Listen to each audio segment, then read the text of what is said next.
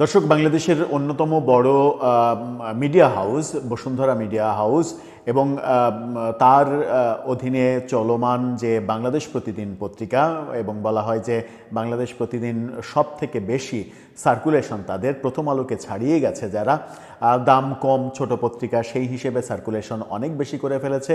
সেই বাংলাদেশ প্রতিদিনের সাবেক সম্পাদক নঈম নিজাম, তিনি সহ ৩ জনের বিরুদ্ধে ডিজিটাল নিরাপত্তা আইনের মামলা বাতিলের নির্দেশ হয়েছে। এটা একটা চাঞ্চল্যকর খবর এই কারণেই বলছি যে এই মামলাটা বাতিল হলো কেন, যখন নঈম নিজামের বিরুদ্ধে বিভিন্ন ধরনের মামলা এই সরকারের আমলে এবং আওয়ামী অনুসারী হিসেবে তার বিরুদ্ধে মামলা, তখন এই ডিজিটাল নিরাপত্তা আইনের মামলা থেকে তাকে অব্যাহতি দেয়া হলো কেন, সাথে আরও 2 জনকে, সেটা একটা বড় প্রশ্ন তৈরি করেছে।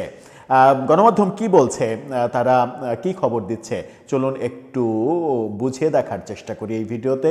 থাকবেন পলিটিক্স টিভির। বাংলাদেশ প্রতিদিনের সাবেক সম্পাদক নঈম নিজাম এবং বসুন্ধরা টোটাল মিডিয়া গ্রুপেরই দায়িত্বে তিনি ছিলেন। সেই নঈম নিজামের বিরুদ্ধে ডিজিটাল নিরাপত্তা আইনের যে মামলা বাতিল করা হয়েছে, সেই মামলাটা সেই মামলার স্পেশাল দিক যেটা, সেটা হচ্ছে যে সেই মামলাটা এই সরকারের আমলের মামলা না, আওয়ামী লীগ সরকারের আমলের মামলা। কিন্তু নঈম নিজাম এই সরকারের আস্থাভাজন কেউ নন, বরং তার বিরুদ্ধে প্রচুর মামলার ঘটনা আমরা জানি। বিগত সরকারের করা মামলাতেই তাকে আরও বেশি নাজেহাল করার অপশন যখন ছিল, তখন এই মামলাটা বাতিল হয়ে গেল।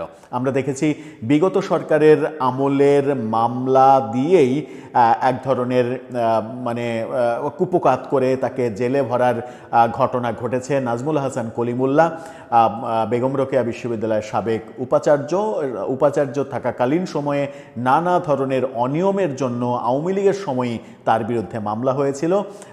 আওয়ামী লীগের শেষ দিকে এসে নাজমুল হাসান কলিমুল্লাহকে আওয়ামী লীগের ব্যাপক সমালোচনাও করতেও আমরা দেখেছিলাম। এই সরকারের আমলে নাজমুল হাসান কলিমুল্লাহ অতি বাড়াবাড়ি রকমের সমালোচনা করছিলেন এই সরকারের, এবং এক ধরনের কি বলবো যে অহেতুক আক্রমণাত্মক ভাষা প্রয়োগ করছিলেন, যে কারণে সরকারের সেটা সহ্য করাটা কঠিন হয়ে পড়েছিল, এবং সেই কারণেই পুরনো সেই মামলাতেই তাকে কারাগারে নিতে আমরা দেখেছিলাম। নাজমুল হাসান কলিমুল্লাহর ব্যাপারে পুরনো মামলাতে কারাগারে নেয়ার ঘটনা দেখলেও নঈম নিজামের ক্ষেত্রে আমরা দেখছি পুরনো মামলা, আওয়ামী লীগের আমলের মামলা বাতিল হয়ে গেল। কি বলছে গণমাধ্যম? প্রথম আলো এই খবরটা নিশ্চিত করছে। তাদের শিরোনামে তারা বলছে, নঈম নিজাম সহ 3 জনের বিরুদ্ধে ডিজিটাল নিরাপত্তা আইনের মামলা বাতিলের নির্দেশ। প্রায় 4 বছর আগে ডিজিটাল নিরাপত্তা আইনে দৈনিক বাংলাদেশ প্রতিদিন পত্রিকার তৎকালীন সম্পাদক নঈম নিজাম, প্রকাশক ময়নাল হোসেন চৌধুরী ও অনলাইন পোর্টাল বাংলা ইনসাইডারের প্রধান সম্পাদক বোরহান কবিরের বিরুদ্ধে করা মামলা বাতিলের নির্দেশ দিয়েছেন আদালত। বোরহান কবির, তিনিও আওয়ামীপন্থী একজন সাংবাদিক, অ্যাক্টিভিস্ট, সেই হিসেবেই আমাদের কাছে আওয়ামী লীগের সময় বেশ পরিচিত ছিলেন তিনি। এক আসামির আইনজীবীর আবেদনের পরিপ্রেক্ষিতে গতকালকে এই আদেশ দেন ঢাকার সাইবার ট্রাইব্যুনালের বিচারক মোহাম্মদ সাইদুর রহমান। সংশ্লিষ্ট আদালতের বেঞ্চ সহকারী জুয়েল মিয়া এই তথ্য নিশ্চিত করেছেন। ময়নাল হোসেনের পক্ষের আইনজীবী এনামুল হক মামলা বাতিল চেয়ে আবেদন করেছিলেন। আবেদনে বলা হয়, 2018 সালের ডিজিটাল নিরাপত্তা আইনের যে ধারাগুলোতে মামলা করা হয়, সেগুলো 2025 সালের 22 অক্টোবর সাইবার সুরক্ষা অধ্যাদেশ 2025 মোতাবেক বাতিলযোগ্য। এমতাবস্থায় এই মামলা থেকে আসামিকে খালাস দেওয়া অত্যন্ত আবশ্যক। 2022 সালের 15 ফেব্রুয়ারি সুপ্রিম কোর্টের আইনজীবী এম সরোয়ার হোসেন বাদী হয়ে নঈম নিজাম সহ 7 জনের বিরুদ্ধে মামলাটি করেছিলেন। সেদিন আদালত পুলিশের অপরাধ তদন্ত বিভাগ সিআইডিকে বিষয়টি তদন্ত করে প্রতিবেদন দেওয়ার নির্দেশ দিয়েছিলেন।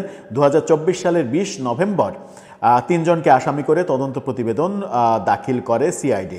এই যে 20 নভেম্বর, সেটা কিন্তু এই প্রফেসর ইউনূস সরকারের আমলে তদন্ত রিপোর্ট দেয়া হয়।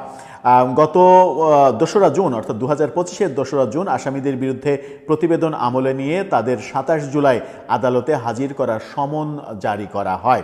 সেদিন আসামিরা আদালতে হাজির না হওয়ায় বাদীপক্ষ তাদের বিরুদ্ধে গ্রেপ্তারি পরোয়ানা জারির আবেদন করেন। আদালত বাদীপক্ষের আবেদন গ্রহণ করে তাদের বিরুদ্ধে গ্রেপ্তারি পরোয়ানাও জারি করেছিলেন। অতঃপর গতকালকে এই মামলাই বাতিল করে দেয়া হলো। নঈম নিজামের বিরুদ্ধে এবং সৈয়দ বোরহান কবির এই দুজনের বিরুদ্ধে আওয়ামী সংশ্লিষ্টতা, আওয়ামী আস্থাভাজন থাকা, আওয়ামী লীগের আমলে বিভিন্ন রকমের সুবিধা নেয়া, এই ব্যাপারগুলো আমরা দেখেছি। এমনকি নঈম নিজাম নিজে আওয়ামী লীগের এমপি হতেও চেয়েছিলেন, এরকমটাও আমরা দেখেছি। বোরহান কবিরকে আওয়ামীপন্থী সাংবাদিক হিসেবেই আমরা দেখেছি। আওয়ামী লীগের 15.5 বছরে তার অ্যাক্টিভিজমে সেগুলোই দেখা গেছে। সেই সময়ই তাদের বিরুদ্ধে যখন এই মামলা হয়েছিল, তাদের বিরুদ্ধে কিন্তু চার্জশিট হয়নি আওয়ামী লীগের আমলে। যে চার্জশিটটা, তদন্ত প্রতিবেদনটা পুলিশ দেয় এই সরকারের আমলে 2024-এ আওয়ামী লীগ পতনের পরে নভেম্বরে এসে চার্জশিট দেয়া, তারপরে তাদের বিরুদ্ধে গ্রেপ্তারি পরোয়ানা জারি করা, অতঃপর গতকালকে পুরো মামলাটাই বাতিল করে দেয়া। এই ঘটনাটা কি বলে? এই ঘটনাটা কি এরকম ইঙ্গিত দেয় যে আদালত ঠিকঠাকভাবে স্বাধীন মতোই তার সিদ্ধান্ত নিতে পারছেন, নাকি নঈম নিজাম, বোরহান কবির তারা যে কোনোভাবেই হোক, যে কোনো কৌশলে এই সরকারের আস্থাভাজন হতে পেরেছেন ইতিমধ্যেই? দর্শক, আপনার কোনটা মনে হয়? আপনার মতামত জানিয়ে লিখতে পারেন আমাদের